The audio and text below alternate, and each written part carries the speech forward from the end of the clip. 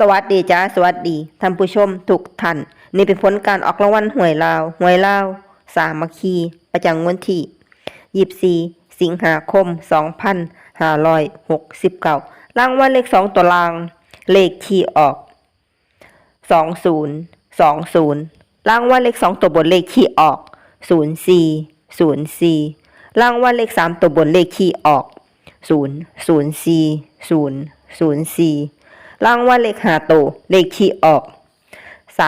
32004นี่ก็เป็นผลออกวันหวยลา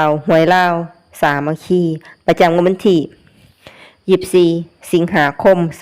2569ขอให้โชคดีมีชัยถูกหวยลาวสามัคคีได้รับเงินกับคนด้วยจ้า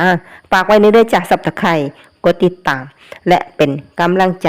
ขอขอบคุณทุกท่านที่เข้ามารับชมและรับฟัง